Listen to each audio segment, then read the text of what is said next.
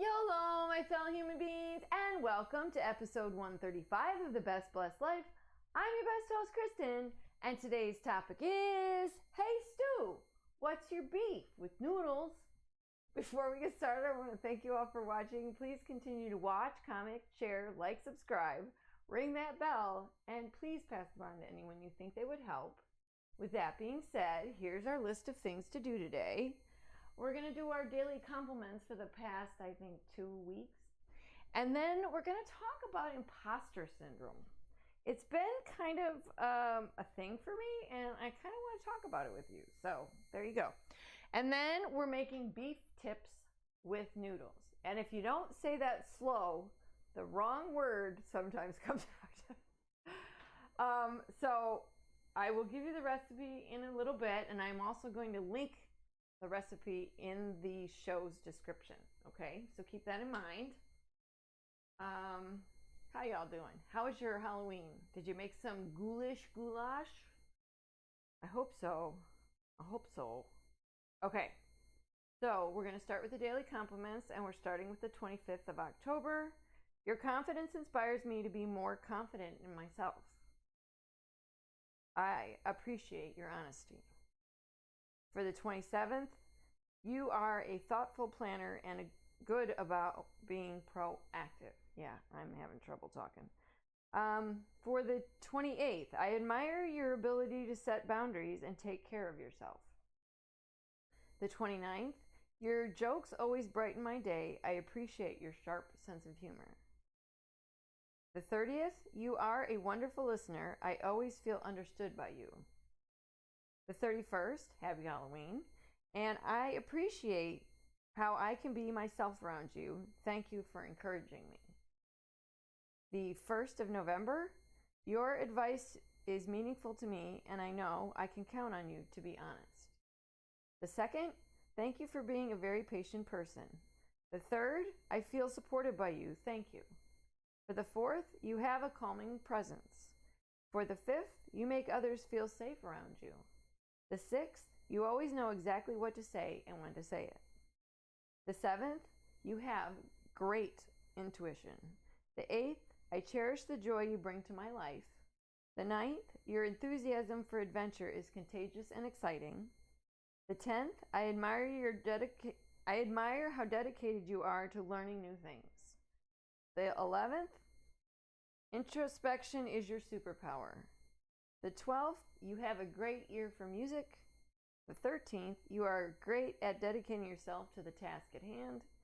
And today, which I haven't even posted yet, I am grateful for how you show up for me physically, emotionally, and spiritually. Amen. Okay. Sorry about that. So today, again, we're going to make something super, super simple. It's really just a dump and go. So if you have all your product ready, and frankly, you're not making the noodles until you're ready to eat, and you're just making them like you would normally make the package of noodles. So I like that about this recipe. So then the noodles aren't getting sopped in all the juice and stuff and getting super duper soggy. I hate it. Okay, so what we're dealing with here is we're gonna do 1 pound of stew meat, 1 package of onion soup mix, 1 package of brown gravy mix, 1 can of cream of mushroom, 1 small can of mushrooms, which I forgot to grab, and 1 can of beef broth. And they mean the can from the soup. I just poured about, 12 ounces of broth in the measuring cup. So I just poured a bunch in the measuring cup, and then I'll just pour it into the thing to measure it out as needed. And yes, I'm still attached to the computer. So there you go. So I don't know how you did with the last one, but the goulash was so delicious. I loved it lots. How about you, Peyton? So good. And I liked that the noodles, again, were not cooked, for a long period of time. You just cooked them in the last half an hour, I think. And that was a little super healthy. This one is a little bit not as much. I would say there's not a lot of ingredients, so it's not like it's super hard to make. The beef stew meat, I guess you could switch it to chicken and do chicken broth and still do the cream of mushroom. That would be delicious. You could also do a ground turkey, because at least ground turkey, you can make it taste like beef when you do all these things with it. Okay, and then it's the one package of brown gravy. Mix the powder, obviously. I'm going to pour that right on the meat. That way it'll get a chance to season it up while it's in there. Before it gets started, I mean. The one package of onion soup. And now just the onion soup. I noticed they have like a beef and onion. I guess you could do that one. And then the cream of mushroom. I should have probably grabbed a spoon. We'll see how well it comes out. It's usually, ooh! That was fun. Okay, that came out pretty fast. And then simply pour this in the can. Hey, I was pretty close. Way to go. I got so excited that I filled it up too much. I just poured the rest of what I had in there. What the heck? And voila. All right, and then we're supposed to stir it. Mix it all together. Get it all liquefied. And trust me, I will be adding the mushrooms. I like that aspect of it. I haven't done that in normal, like, beef with noodle recipes. I've usually just come up with my own and made it in a, you know, like a saute pan on the stove. So this one was kind of enticing to me since I love the crock pot so much. And that's it, guys. Done. See you next week. No, I'm just kidding. No, I wanted to talk to you about imposter syndrome because not only as a YouTuber, but as a personal trainer and a nutrition specialist, not a nutritionist, certified nutrition specialist, and, you know, different aspects of my life, not just career-based, but also I was talking to Peyton about this, and just nationality-wise, I look at myself, I'm supposed to be, and I say supposed to be because in my head, Swedish and Greek are the main two nationalities, and I don't want to say I don't feel those things, but it seems, I don't know how to describe it. So, and the same is the way I felt about getting started in personal training, because the courses were all online. You know, you don't have like a instructor at your fingertips. You learn on your own and you hope for the best.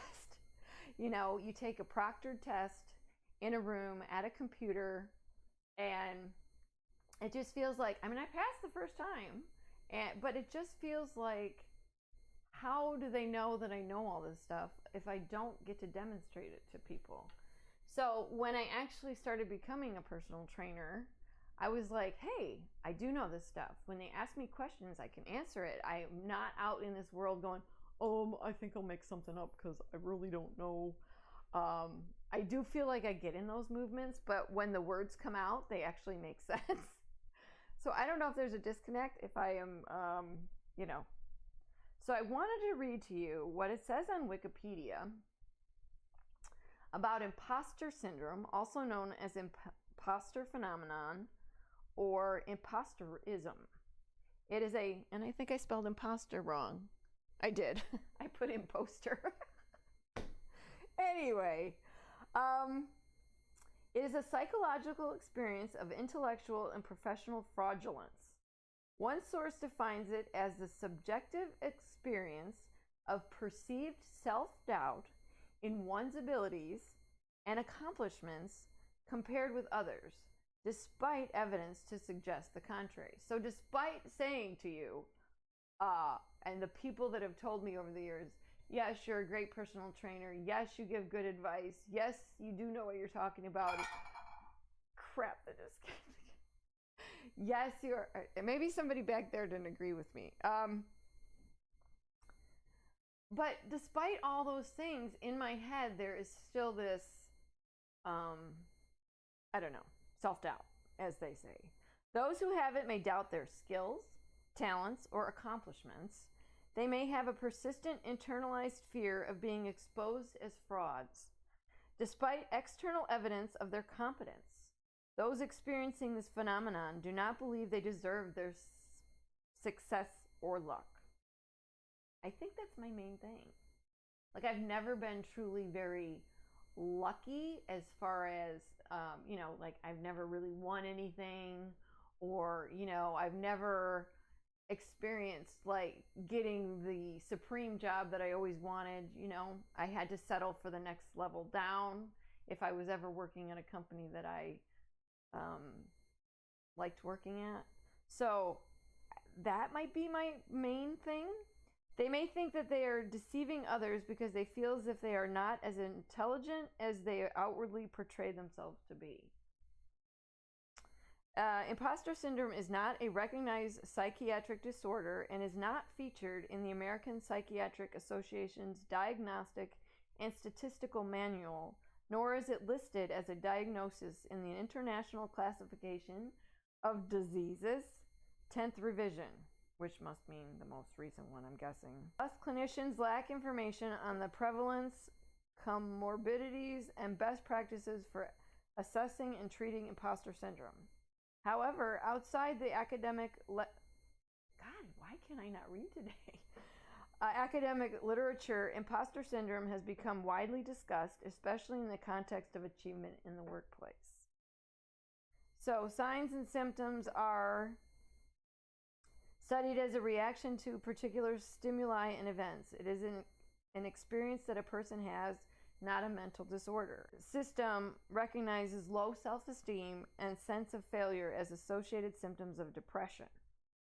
So they're saying that imposter syndrome is a symptom of a mental, but they're not saying that it itself is a, that's what I got out of it. People with imposter syndrome have a higher chance to suffer from depression and anxiety. They are also more likely to experience low self-esteem, somatic symptoms, and social dysfunctions. Well, that sounds about right. The first scale designated to measure characteristics of imposter phenomenon was designed by Harvey in 1981. 1981? So this isn't just something new, and included 14 items. 1985, the Clance Imposter Phenomenon Scale was developed. This 20-item measure, in contrast to the Harvey Imposter Scale, recognizes the anxiety associated with being judged and the sense of inferior towards peers. The scale is the most frequently used. However, research was not yet conclusive, showing its superiority over the other scales. I won't keep going because it's a lot of the same, you're doing it to yourself kind of thing because of anxiety, or, not necessarily being the highest ranked in your field or anything like that, but just being able to get the information across, or feeling like you can't do that because what you will come out of your mouth is essentially in your head a lie. So I don't know what to do with that. That doesn't really help me any. But it does put into perspective what it meant, because I kept going, okay, what does it exactly mean that I am an imposter? And I'm just thinking, at first I thought of it in the reverse. So I wanted to make sure I was thinking of it correctly, and I am. But I thought the description was the reverse, if that makes any sense. But how do you guys handle that kind of doubt in yourself? Like, where do you come off with the confidence that you're capable of anything, any other, whatever it is your field is, professor, doctor, lawyer, personal trainer, whatever it may be. I'm not going to list every career. Said, like, somebody had to be the lowest ranked doctor at Harvard, but you still went to Harvard. So, like, do they look at themselves the same way that I think of myself in personal training? Like, crap, I am the worst doctor that ever graduated from Harvard. Like that just, is that depressing? But I also think that you internalize it, like you keep it within you and just walk around going, yeah, I can do this. I'm doing this. I'm going to do this. So are we fooling ourselves? Like, where is the true fraud? Is it within your outward appearance, or is it something you just keep internally, but you're able to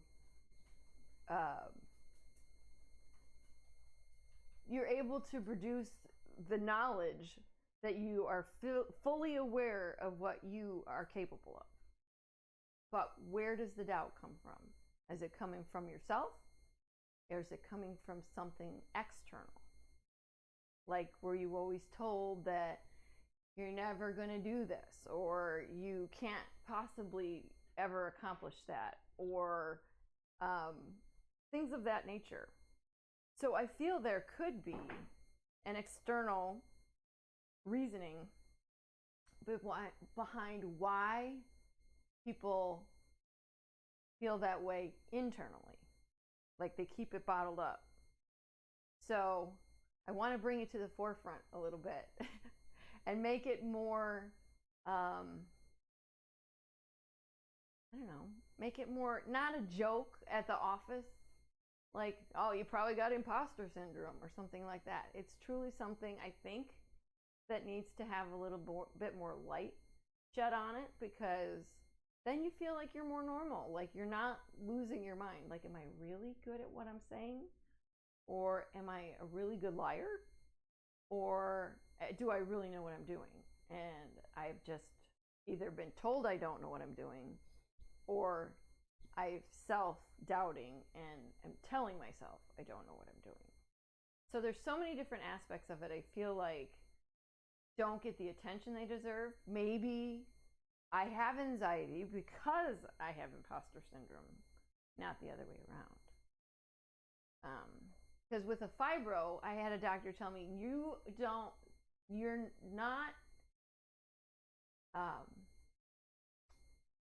you're not depressed because you're in pain. You're in pain because you're depressed. And that's where a lot of things get muddled and turned around. And like people will look at you and go, you don't look sick. You can't possibly be sick because you're out and you're functioning. But little do they know that underlying in all that function is a massive amount of pain. So I just want everybody to realize there's so many different ways to look at things. And just to stop and take a second and think about what you're actually telling someone when you tell them, no, you can't do that, or, give them positivity. Say, you can do anything you put your mind to. And it's true. Like, if you really know and think you can do something, more than likely you can. You just can't go into it with the negativity either surrounding you or within you. And that's why I try to promote positivity as much as possible, because, hey, I'm the one that probably needs it more than y'all. But I feel like if I'm spreading it to everyone, at least maybe I'm grabbing onto a little bit myself, and carrying that forward. So I'm hoping that helps you all a little bit. I think that about wraps it up, guys. I think that's it, guys. I can't wait to show you the finished product later on today. We'll take some pictures later to post. And, follow me on Instagram at The Best Blessed Life. On Facebook at Kristen Haas, KristinHass. On Twitter at The Best Blessed Life, with life, the one replacing the I. And I'm on TikTok too, but I think I'm just The Best Blessed Life on there too, right, Peyton? Yeah. Best Blessed Life on there too. I think that's about it. All I have left to say is I hope you have a good day. Go do great things. Be your best self. And please live your best blessed life. Thanks for watching.